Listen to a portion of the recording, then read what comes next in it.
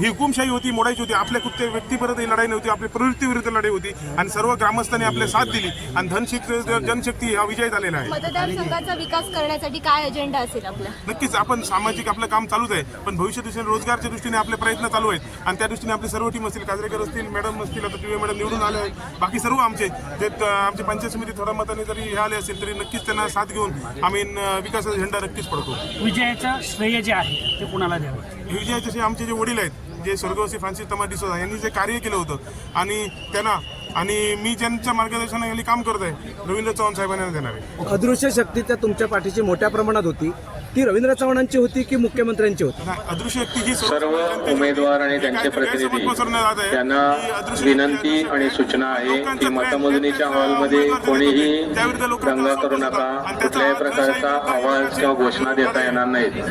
तळवडे जिल्हा परिषद आणि 83 तळवडे पंचायत समिती गण त्यांची मतमोजणी आपण करणार आहोत.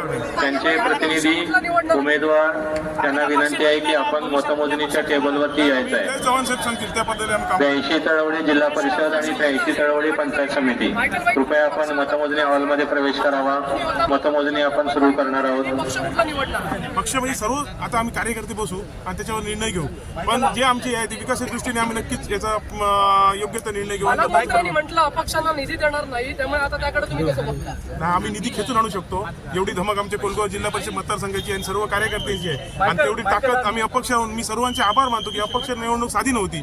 म्हणजे एकविध सगळ्या पक्षाची ताकद रसद आणि विरुद्ध आम्ही अपक्ष लढलो. नक्कीच ज्यांनी ज्यांनी आम्हाला मदत केली त्यांचे सर्वांचे मी आभार मानतो आणि त्यांचे धन्यवाद करतो आणि हे ऋण मी आयुष्यभर विसरणार नाही. एकंदरीत शिवसेनेने तुम्हाला मदत केली होती, कारण उमेदवार तुमच्या बाजूला होते, एबी फॉर्म दिला होता. संजू परब आणि त्यांची मदत झाली का? आम्ही जरी तुम्ही त्यांनाच विचारू शकता, पण खरं म्हणजे सांगायचं गेलं तर दीपक भाई सुद्धा दोनदा येऊन भरारी मारायला बघितलं.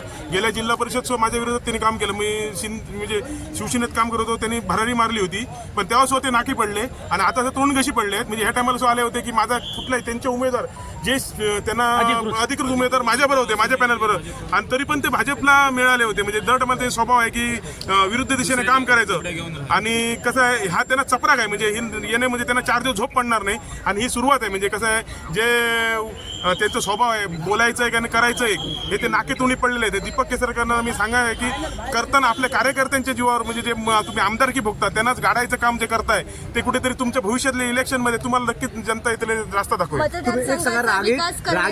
ही सर्वसामान्य लोकांची विजय आहे. म्हणजे माझा जरी विजय जरी असला तरी सर्व सामान्य तळागाळातील कार्यकर्ते, सर्वसामान्य तळागाळातील जे मतदार आहेत त्यांचा जो भक्कम आमचा महाशक्तीचं म्हणजे जे अदृश्य शक्ती होती जी सर्वसामान्य कार्यकर्त्यांची होती, त्याच्या माध्यमातून हा विजय आम्ही खेचून आणलेला आहे. ही जी दडपशाही हुकुमशाही या मतदारसंघात चालली होती ती लोकांनी त्याला घरी बसवलं आहे. म्हणजे सर्व पद आपल्याच घरात आणि जी धनशक्तीची लढाई होती ती जनशक्ती नक्कीच जिंकली आहे आणि येणाऱ्या काळामध्ये कोलगाव जिल्हा परिषद मतदारसंघाचा विकास आम्ही नक्कीच करू.